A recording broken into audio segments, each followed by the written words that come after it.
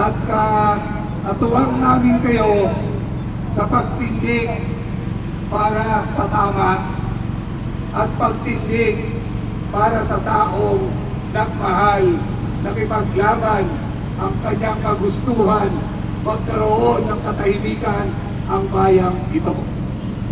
Mga ordinaryong tao, tayo, saksi mismo kung paano ang pagbabago nung tumayo si Tatay Digong sa atin. Napakadilim ng panahon yun na si Tatay Digong ang kailangan ng bayang ito. Hindi na natin malaman kung anong bukas meron tayo dahil ang naghahari na noon yung biktima ng droga, sindikato ng droga, narco-politics at pati na ang ating mga kapulisan ay hindi na rin natin malaman kung to serve and to protect.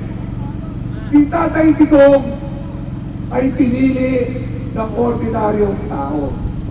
Ordinaryong mamamayan na ang gusto ay magkaroon ng kapayapaan para sa akalik kanilang pamilya. Nakakalungkot dahil yung taong tunay na nagmahal sa mga malalita at ordinaryong tao ay biktima ng masama at lumang pamumulitika. Nakakalungkot dahil pinatunayan niya nung siya ay nanungkulan, di wala ni 5 o 1,000 o anumang salapi na galing sa bayan ay ang kanyang binulsa. Makikita naman natin sa pamumuhay ni Tatay Digong, isang ordinaryong tatay pa rin, isang ordinaryong tahanan pa rin, samantalang ilang taon na naglilingkod sa pamilya, sa bayang ito, pero wala at hindi yumaman.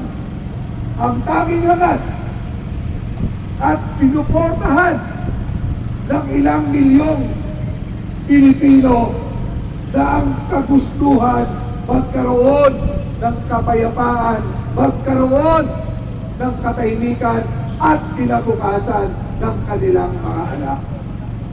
Noong araw na yon, yung mga oligarko, yung mga negosyante, kasabwat ng mga politiko, sila ang nagpapasasa ng yaman ng ating bayan. Kung natatandaan nyo, merong concessionaire ng tubig na nagtataas sana ng presyo, pero pinigilan ni Tatay Digong at sinabi, iti-take over po kayo kung kayo ay magtataas pa rin ng tubig dahil yung tubig na yan, natural na yaman na naging hanap buhay, bilyong-bilyong ang kinita ng mga oligaryong na nagiging kasabwat ng ating mga politiko. Binago niya ang sistema. Kaya lang, dumating ang pagsubok, dumating ang pandemic, at kaya tayo ay nabimbig sa kanyang mga programa. Pero during ng pandemic, nakita naman natin dahil siya ay pinaniniwalaan at siya ay sinusuportahan, lahat halos ng mamamayan ay sumusunod sa kanya. Ang tanging taong, ang tanging presidente na nagmahal sa kanyang bayan, ano ang sinukli ng administrasyong ito? Ang sinasabi nila, maraming pinatay sa war on drugs ng ating presidente. Alam niyo po, gusto ko lang ipaalala sa inyo, noong mga panahon na yon, walang puser, walang adik na hindi pinoproteksyonan ng mga taga-gobyerno. Maraming politiko na tulak ng droga na nahalal at nag-aari sa kanilang lalawigan at sa kanilang lugar. Kung ang kapanahunan ni Presidente Erac Estrada, meron tayong tinatawag weteng politics. Pero ang weteng hindi nakakapatay at hindi nakakapurwisyo kagaya ng purwisyo na ginagawa ng mga biktima ng droga. Kahit sa ang kanto, may droga kang makikita. Itong lugar na ito, talamak ang biktima ng droga. Talamak ang krimen dahil lahat ng krimen na nangyayari, drug-related.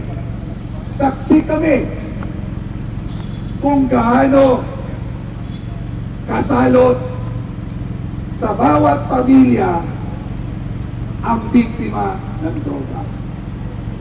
Saksi rin kami, hindi na malaman kung pagkakatiwalaan pa natin ang ating kapulisan nung wala pa si Tatay Digong.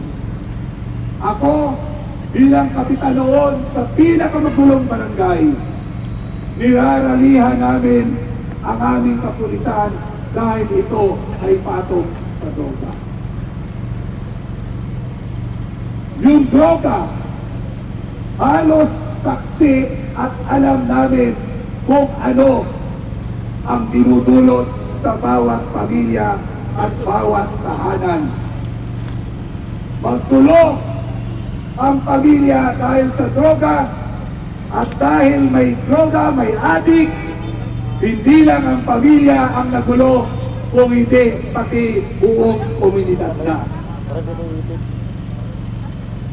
Kami po ngayon ay nananawagan ng suporta sa mga mamamayang Pilipino sa bansang ito na yung taong nagmahal sa atin, baka pwedeng suklian natin siya ngayon ang nangangailangan ng suporta natin. Kaya ako po ay nananawagan sa inyo, wala hong ibang nagmahal na presidente sa bayang ito kung hindi si Tatay Digong.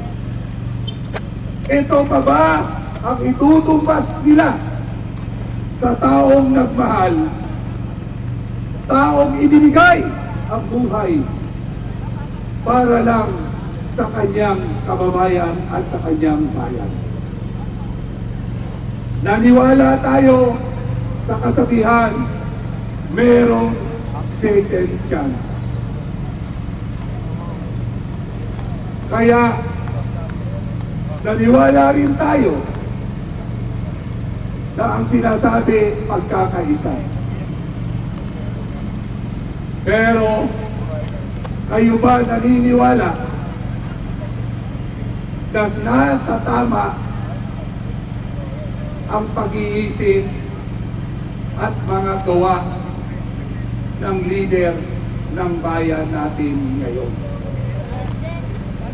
Naniniwala ba kayo na gawain ng matino ang nangyayari ngayon sa bayang ito? Pag ang leader mo matino ang pamamalakad mo, matino din ang mga kabinete mo, matino din ang taong gobyerno. Hindi po kayo bulang, hindi rin kayo bingi. Alam nyo ang sitwasyon natin ngayon. Harapin natin ang katotohanan na tayo po ay nilalapastangan ng mga ilang politiko na nakikinabang sa kaban ng bayan. Tanong ko po sa inyo, ano na ang sitwasyon natin ngayon? Hindi ba natin papansinin? Tayo ba ngayon ay walang karapatan na magsalita ng tama, magsalita at ipagtanggol ang mga susunod na henerasyon? Bakit tahimik ang mga taong nakinabang kay Tatay Digong? Bakit pati ang mga politikong nakinabang kay Tatay Digong tahimik kayo ngayon? May konsensya pa ba kayo? May pagmamahal pa ba kayo sa bayan? Nararapat pa ba kayong pagkatiwalaan ng taong bayan? Kaya po, tayo ay magkaisa. Isigaw natin, kailangan ng ating Tatay Digong ang pagmamahal natin ngayon. Bring him back! Bring him back! Bring him back! Bring him back! Bring him back! Kayo ang dapat wala dito. Kayo ang hindi karapat-dapat mamuno dito. Ibalik ninyo si Tatay Digong. Ibalik si Tatay Digong. Hindi tayo maririnig ng nagbibingihan ng administrasyong ito kung hindi tayo magkaisa. Nilapastangan na ang ating pananalapi, nilapastangan na ang ating pagiging Pilipino. Tingnan nyo yung hearing na naganap sa Senado. Di ba nagkautal-utal na sila? Tama. Di ba hindi na tugma-tugma at nagtuturuan na? Mahirap pagtakti-taktiin ang isang kasinungalingan. Ano ba ang dahilan nyo kung bakit pinastruck nyo? Bakit binenta nyo? Bakit pinagpalit nyo? Kinidnap nyo si Tatay Digong? Dahil takot kayo? Hadlang sa inyo? Mawala kayong konsensya. Mga mahirap, pero sabi nga ni Abante, tangina mo, ina mo, ina mo, ina nyo.